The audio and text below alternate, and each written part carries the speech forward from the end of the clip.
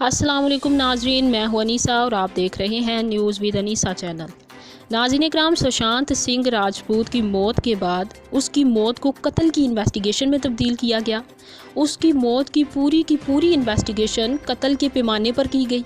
जो इस वक्त की सबसे अहम और बड़ी खबर सामने आई है वो ये है कि सुशांत की जो गर्लफ्रेंड थी रिया चक्रवर्ती, उस पर जो कि गहरा शक था, तो उसको कुछ सबूतों की बेस पर गिरफ्तार कर लिया गया है। रिया की गिरफ्तारी की असल वजह क्या है? सीबीआई को ऐसे कौन से सबूत मिले हैं जिनसे सीबीआई को लगता है कि रिया का सुशांत की मौत में हाथ हो सकता है?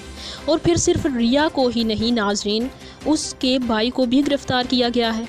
उसका भाई एक हफ़्ता पहले ही गिरफ्तार हो गया और उसको गिरफ्तार करने के बाद कुछ ऐसी चीज़ें सामने आई थी जिनसे सुशांत की मौत की ज़िम्मेदार रिया लगती है। अब मैं आपको बताती हूँ कि एक्चुअली हुआ क्या।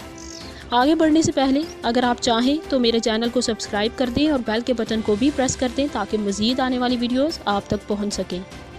नाज़रीन इकराम, हाल ही में इंडिया के एक मशहूर चैनल ने रिया चक्रवर्ती का इंटरव्यू लिया जिसमें उससे पूछा गया कि आप पर इल्ज़ाम है कि आप खुद भी ड्रग्स लेती थी और सुशांत को भी ड्रग्स देती थी। इस सवाल के जवाब में रिया ने साफ इनकार कर दिया कि ऐसा कोई चक्कर ही नहीं है, मेरा ड्रग्स से कोई दूर दूर तक ताल्लुक़ नहीं है और ना ही मैंने कभी सुशांत को ड्रग्स दिए।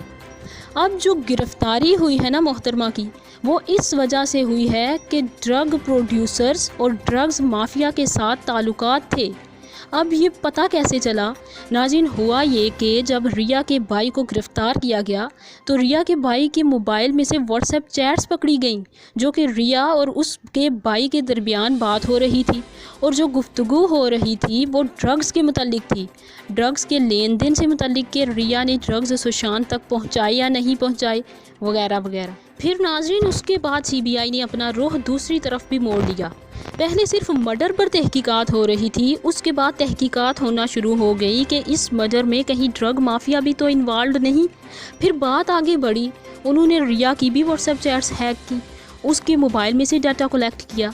सीबीआई ने रिया को बुलाकर इन्वेस्टिगेट किया तो उसने साफ इनकार कर दिया कि भाई ड्रग्स तो दूर की बात, मैंने कभी एक सिगरेट नहीं पी। नाज़रीन, इंडियन मीडिया के मुताबिक पहले रिया ने इनकार किया, उसके बाद सीबीआई ने उसके सामने वो तमाम व्हाट्सएप चैट्स रखी और बाकी भी सबूत रखे। उन्होंने तमाम सबूतों के साथ रिया से सवालात किए। फिर रिया ने बिलाखिर एक्सेप्ट कर लिया कि हाँ, ड्रग्स मैंने भी इस्तेमाल किए और मैंने सुशांत को भी ड्रग्स दिए। ये वो मरहला था नाजरीन जहाँ पर जो पूरी इन्वेस्टिगेशन का रुख है वो मुड़ गया कि सुशांत को ड्रग्स देना, रिया का खुद ड्रग्स इस्तेमाल करना या सुशांत के वालिदैन का ये इल्ज़ाम कि रिया हमारे बेटे का पैसा खा रही थी, 2-2, 3-3 लाख रोज़ाना के उड़ा रही थी। ये सब इल्ज़ाम तो दुरुस्त साबित हो गए। नाज़रीन, अब कुछ ऐसी चीज़ें हैं जो आगे चलकर साबित होंगी कि सुशांत को ऐसा क्या पता चला, उस पर ऐसा क्या आया हुआ जो रिया और बाकी सब के लिए ख़तरा था और बिलाखिर सुशांत का मर्डर कर दिया गया। जैसा कि कंगना रनावत ने कहा था कि अगर आप बॉलीवुड के तमाम लोगों के ब्लड टेस्ट करवाएं तो 90% लोग आपको नशई मिलेंगे। कंगना के बयान पर इससे पहले भी तफसील से वीडियो बना चुकी हूँ, अगर आप चाहें तो लिंक डिस्क्रिप्शन में मौजूद है, आप वो भी जाकर देख सकते हैं। तो नाज़रीन, बात ये है कि ये बहुत ख़तरनाक चेहरा है बॉलीवुड का, इसमें लोगों को मार दिया जाता है और पता तक नहीं चलता। नाज़रीन, अभी तक की जो अपडेट है वो ये है कि रिया चक्रवर्ती को ड्रग्स केस में अरेस्ट कर लिया गया है, उसने सुशांत को भी ड्रग्स पर लगा रखा था। इसके बारे में मज़ीद अपडेट्स मिली तो आप तक ज़रूर पहुँचाऊँगी।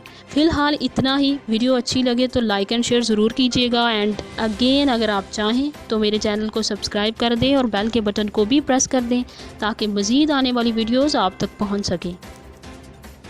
अपना बहुत सारा ख्याल रखिएगा और मुझे भी दुआओं में याद रखिएगा।